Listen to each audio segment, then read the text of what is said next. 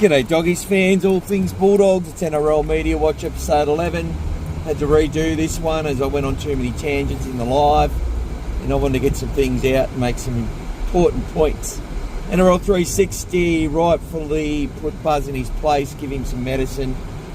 It's all done in good-hearted in there for him, but the thing was that they stuck up for Canterbury as they should have, and highlighted some claims that Buzz was making that was completely wrong, but they haven't addressed the actual mistakes or lies in his discussions and arguments, right? And that's very, very, very important. He has claimed that Cameron Ciraldo is the reason. He said, thank God for Cameron Ciraldo, or the Bulldogs would have had no superstars in their lineup. He's saying that Cameron Ciraldo is the reason why we got Matt Burton, Kikau, Stephen Crichton, and I guess he means Jamin Salmon as well.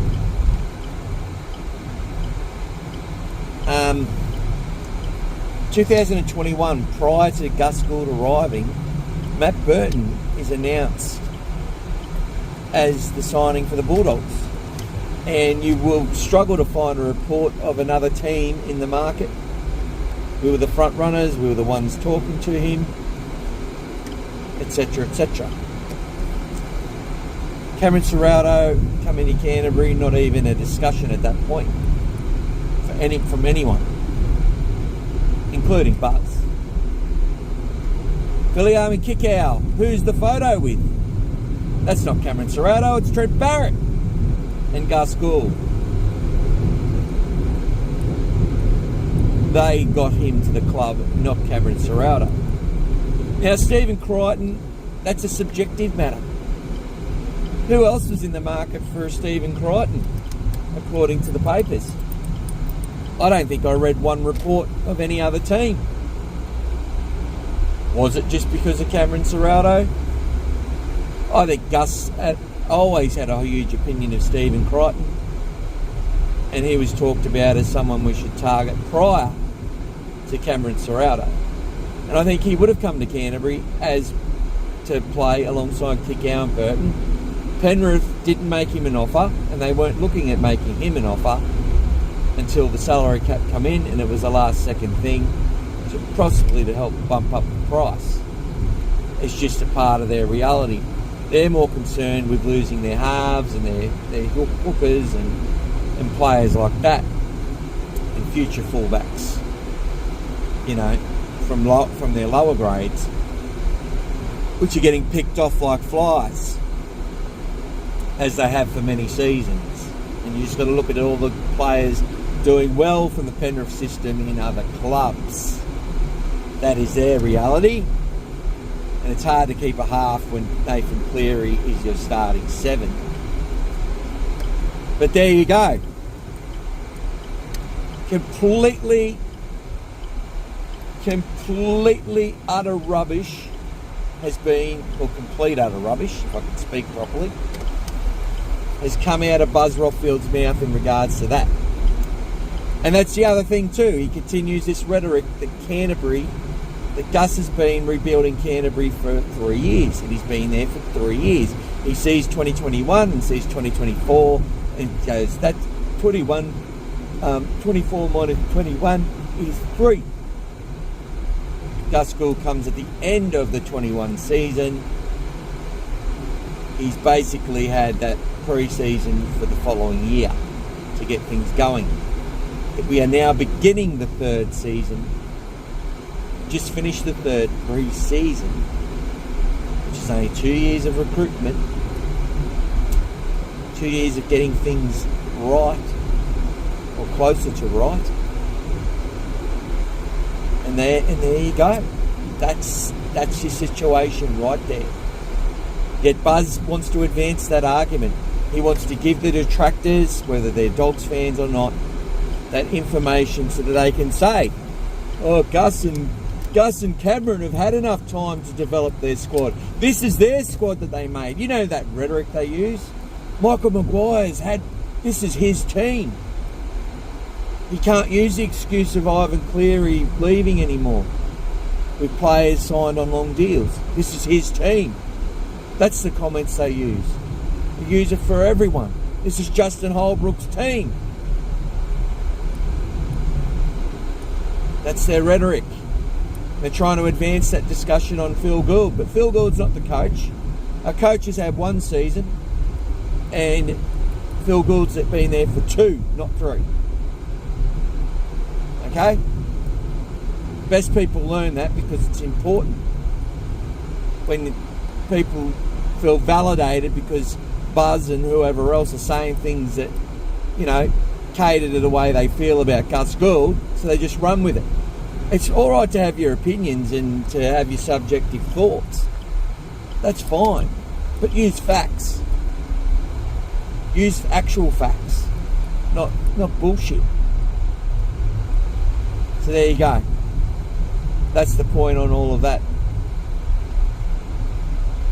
And I really like what Braith and Astor did in regards to this, because Buzz also made the claim that young players would want to come to Canterbury, and that certain player managers, a couple that he can't name, have told him that there's too much turnover at Canterbury and they're reluctant to send their players there. And I think that's absolute garbage as well, right? The fact of the matter, he then mentioned they tried to sign Tino and Payne Huss and Mitchell Moses.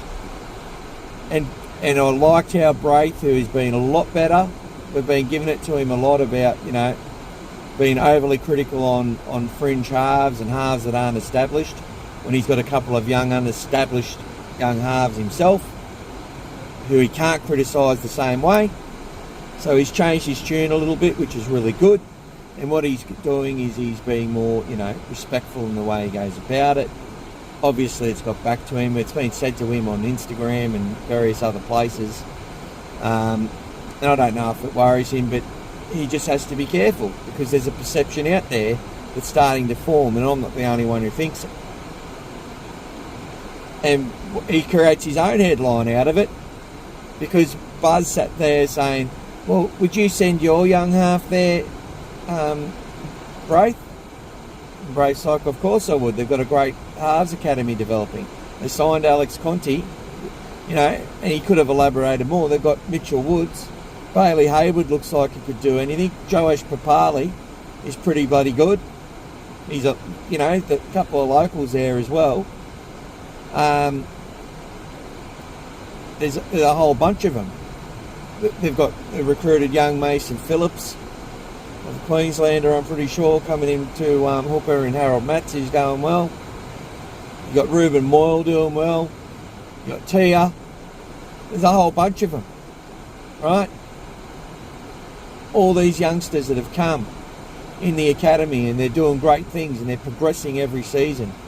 You look at them last year and they looked a bit gun shy. You watch them this year and they're out there telling, 18 and 19-year-olds, telling bigger bodies and more experienced people where to go and what to do. Joey O'Neill, another one in the system, who's fantastic, and I think will make it. And many share that opinion. And I think he'll more than make it. So these are the things that are being left behind. And Braith gave it to him. And Gordy said, yeah, well, Canterbury have gone after all these players, including Jerome Luai, and haven't been successful. And then Braith pointed out, most of them weren't leaving their clubs. They were just using Canterbury and the threat of Phil Gould to bump up their price. And Gus knows that. Braith knows that. Braith's a player manager. He knows. So Buzz is just sitting there trying to do another pylon on Gus. Yet Paul Kent, Gordon Tallis and Braith and Astor have all said things about Gus as well at different times. They've put old Buzz in his place and got the tick going again. The head's starting to shake, poor guy. He's just come off an illness. Probably thought they'd go easy on him. They gave him a really good segue into smash Gus and the Bulldogs. He tried earlier in the day mentioning, what's his name? Aiden Caesar. Now, Caesar's a player I definitely would have went after the Raiders and wish that he never left the Dogs. But no one, and that's what Braith said, no one was talking about Caesar 2 weeks ago. You're just doing it after the fact that, we could have got Caesar. They could have got Brad Schneider. Do you think Brad Schneider's going to go to the Panthers to bump up his value, or go to the Dogs to bump up his value? What do you reckon about that? They'd already signed Toby, and was Schneider really available? They're the points that need to be discussed. They're the things that need to be looked at, and they're not being looked at. And that's the problem with Buzz Rothfield and what he's doing.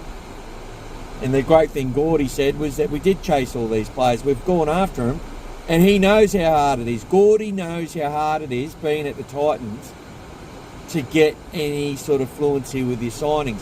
They go and spend way too much on a player like David Fafita, on a Jared Hayne. They got Kieran Foran at a good nab. He got more than he deserves. Right? But they struggle to get the players in motion. But now they've started to get some really good quality forwards in their squad and doing that. They're just struggling to get their spine going. Which is, and they've bought a couple of players to try and fix that. But he knows how hard it is, Gordon, and he knows how many players that they've tried for. They tried for Cherry Evans. They had him, and he turned on them last second. He knows this stuff. Haven't been there. And this is the thing. The Bulldogs are showing pretty good patience. And this brings the last point. He goes on that we've wasted $2 million of salary cap on 8 players. Or 9 players. They're all on 2-year deals, Buzz, or 1-year deals. Which means the cap's constantly in play. Every November you can still recruit ahead if you know that player's not going to be there. Because they've come in, done their job what you wanted, and then they're either going to leave, go to England, or find another spot. Or maybe you fit them in for one more year. It's easy to move these guys around. You can't sit there and you can't sit there and say they've smashed their salary cap. What you can say is that when a team goes and puts Mitchell Moses on a 4-year deal worth $1.2 million, that when he gets injured, what are they going to do? Especially when Gutherson's on nearly $1 million and Dylan Brown's on $1 million. And then they've got to, have a hooker who plays on budget. So their first ball out of dummy is basically just to feed these great halves. But one of them goes down. What are they going to do? They come back to the field. They've got enough quality across the park to compete and to grind, but they lose that important player. If they get a long-term injury, they're literally fucked. They can't win. With Moses there, they can compete for top 4. Without him, they're struggling to compete to make the top 8. And in saying that, even with Moses, there's still a team that's likely to finish outside the top 4, all things considered. So this is what you get. Right?